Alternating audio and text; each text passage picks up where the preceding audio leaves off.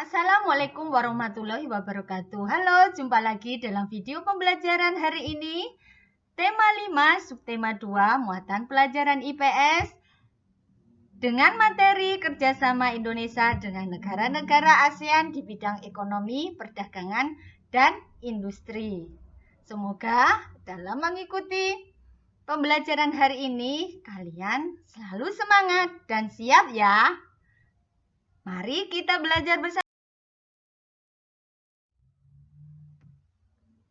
Indonesia melakukan kerjasama dengan negara-negara ASEAN dengan tujuan memenuhi kebutuhan masyarakat. Kerjasama terjadi pada bidang ekonomi, perdagangan, dan industri.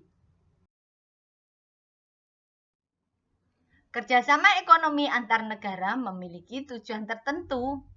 Tujuan kerjasama Indonesia dengan negara ASEAN dalam bidang perdagangan dan industri sebagai berikut ya. Yang pertama, menambah daerah pemasaran. Pertambahan daerah pemasaran produk dapat meningkatkan keuntungan perusahaan sehingga terjadi pertumbuhan ekonomi di suatu negara. 2. Memenuhi kebutuhan dalam negeri. Untuk memenuhi kebutuhan masyarakat, suatu negara melakukan kegiatan ekspor dan impor. Ketiga, meningkatkan produktivitas produksi dalam negeri. Kegiatan ekspor dan impor dapat mendorong produsen meningkatkan kapasitas produksinya. Keuntungan perusahaan akan meningkat dan berdampak positif bagi perekonomian negara. Keempat, mempercepat pertumbuhan dan pembangunan ekonomi. Kerjasama ekonomi antar negara memungkinkan terjadinya aliran investasi antar negara. Aliran investasi digunakan untuk mempercepat proses pertumbuhan dan pembangunan ekonomi. Apa saja ya bentuk kerjasama ekonomi antar negara ASEAN? Mari kita pelajari bersama.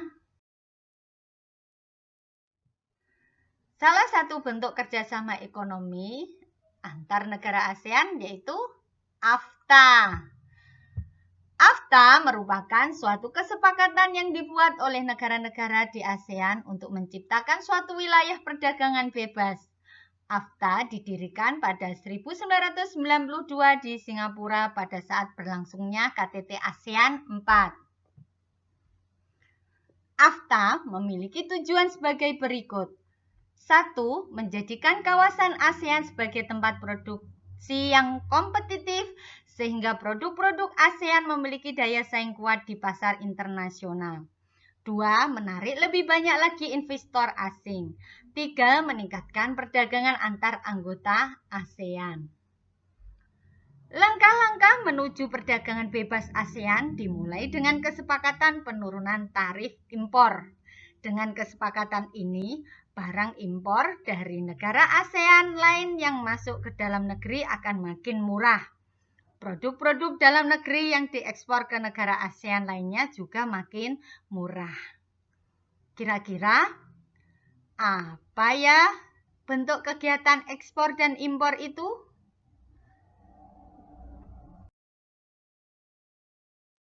Kegiatan ekspor dan impor kita pelajari bersama pengertian ekspor dan impor. Ekspor adalah kegiatan mengeluarkan barang dari daerah pabean Indonesia dan atau jasa dari wilayah negara Republik Indonesia, diatur dalam Undang-Undang Nomor 2 Tahun 2009.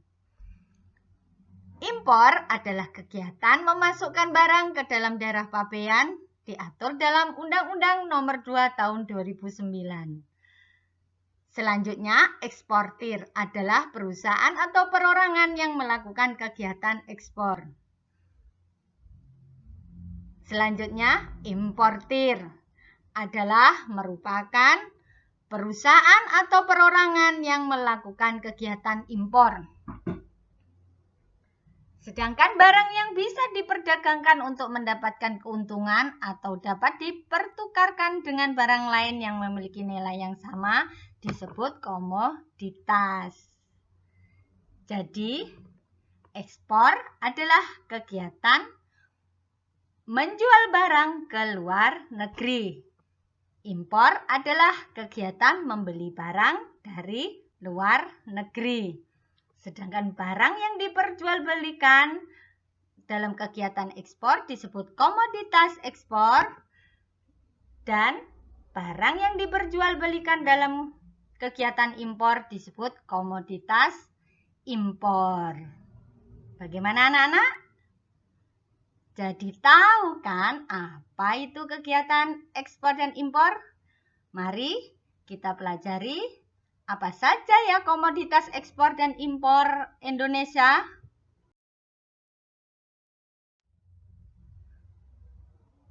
Komoditas ekspor Indonesia ke negara ASEAN. Indonesia merupakan salah satu pengekspor komoditas penting. Kegiatan ekspor Indonesia ditunjang oleh adanya komoditas produk unggulan yang dimiliki suatu negara. Nilai ekspor di Indonesia juga makin meningkat dari tahun ke tahun. Komoditas yang diekspor Indonesia ke negara ASEAN sebagai berikut. 1. Karet dan produk karet. 2. Sawit dan turunannya. 3. Udang dan lobster. 4. Kakao. Komoditas ekspor melalui beberapa sektor usaha. Yang pertama, pertanian dan kelautan. Komoditas ekspornya yaitu getah karet, udang, teh, lada hitam, lada putih, rotan olahan, kopi, biji coklat, gaplek, ikan tuna, ubur-ubur, dan kerang. Sedangkan di sektor usaha yang kedua, komoditas ekspornya yaitu kayu lapis, kayu gergajian, kayu olahan lain, timah, aluminium, pakaian jadi, kain tenun, karet olahan, minyak astiri, minyak kelapa sawit, semen, stearin, mebel, pupuk urea, dan kertas serta kaca. Sektor usaha yang ketiga yaitu tambang atau di luar migas. Komoditas ekspornya yaitu biji besi, biji nikel, bauksit, batu bara. Sektor usaha yang keempat yaitu kehutanan. Komoditas ekspornya kayu, rotan, kemenyan, dan damar. Komoditas ekspor ini diekspor ke luar negeri sehingga bisa mendatangkan devisa negara ya. Berikut beberapa komoditas ekspor lain dan negara tujuan ekspor. Yang pertama, batu bara. Negara tujuannya Thailand, Singapura, Filipina, Malaysia, Kamboja, dan Vietnam. Perusahaan tambang batu bara di Indonesia mayoritas tersebar di Pulau Kalimantan, Sulawesi, dan Sumatera. Komoditas yang kedua ekspor yaitu tekstil dan produk tekstil. Negara tujuannya Thailand, Singapura, Filipina, Malaysia, Myanmar, Kamboja, Brunei Darussalam, dan Vietnam. Barang hasil industri tekstil yaitu benang pintal, kain tenun, serat buatan, serat tekstil, kain rajutan, kain sulaman atau bordir, dan sutra. Pakaian jadi serta pelengkapan pakaian. Yang ketiga, komoditas ekspor karet dan produk karet. Negara tujuannya yaitu Thailand, Singapura, Filipina, Malaysia, Myanmar, Kamboja, Brunei Darussalam, dan Vietnam. Sekira 85% produksi karet Indonesia diekspor. Hasil olahan karet yang diekspor, karet alam, getah karet, karet buatan, karet asap, karet remah, ban sarung tangan, karet, benang karet, alas kaki, ban vulkanisir, dan sarung tangan medis. Yang keempat, komoditas ekspornya adalah minyak kelapa sawit. Negara tujuan Thailand, Singapura, Malaysia, Filipina, Myanmar, Kamboja, Laos, Brunei Darussalam, dan Vietnam. Industri pengolahan kelapa sawit memberikan kesempatan kerja bagi jutaan orang Indonesia. Ekspor minyak kelapa sawit menghasilkan devisa negara yang sangat besar loh.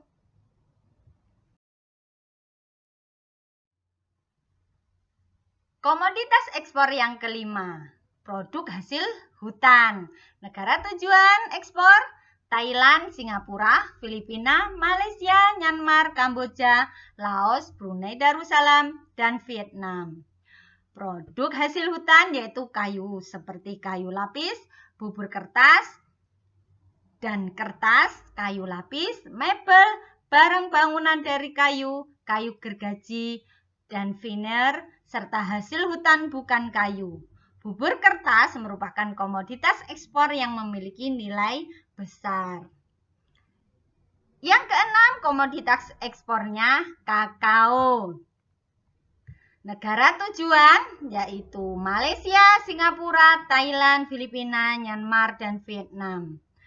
Kakao merupakan buah yang menghasilkan ekstrak coklat padat dan lemak kakao. Kedua hasil ekstrak tersebut merupakan bahan-bahan dasar pembuatan coklat serta jumlah produk makanan lainnya. Komoditas ekspor yang ketujuh yaitu kopi. Negara tujuannya Malaysia, Singapura, Filipina, dan Vietnam. Kopi yang diekspor Indonesia berjenis kopi Arabica dan Robusta.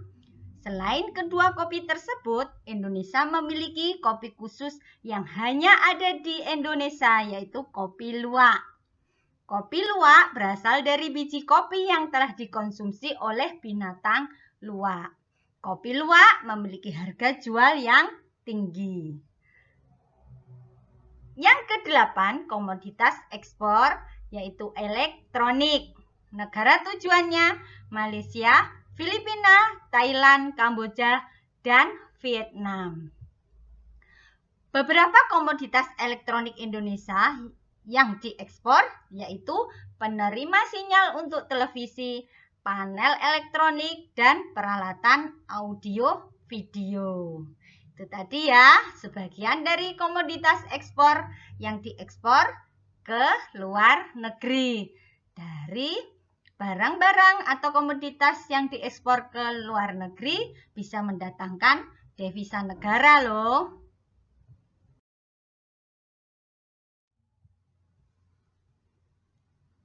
Selanjutnya komoditas impor Indonesia dari negara ASEAN. Indonesia memiliki sumber daya alam yang beraneka ragam, akan tetapi Indonesia tetap membutuhkan barang dari negara lain untuk memenuhi kebutuhan dalam negeri.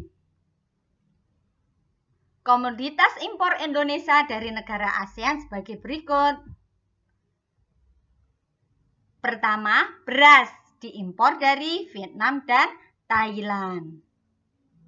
Yang kedua, gula pasir diimpor dari Malaysia dan Thailand. Serta yang ketiga, bawang merah diimpor dari Filipina dan Thailand. Ada beberapa kelompok barang yang termasuk dalam komoditas impor yang dibutuhkan oleh masyarakat Indonesia.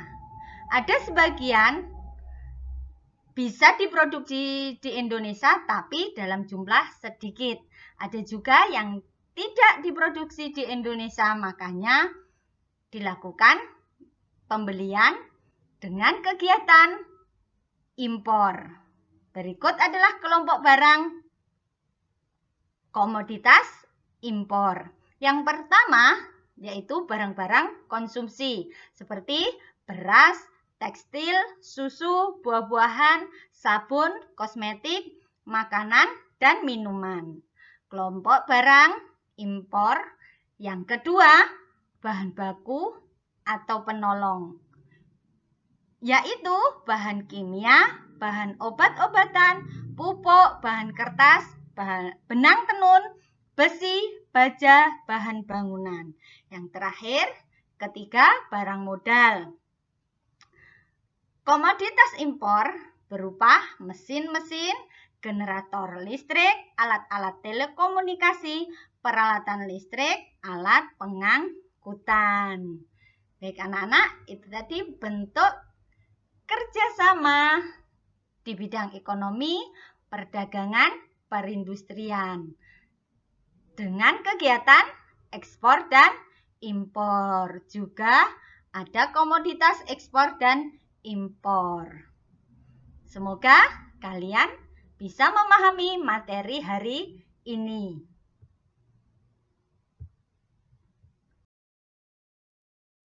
Terima kasih, semoga bermanfaat. Wassalamualaikum warahmatullahi wabarakatuh.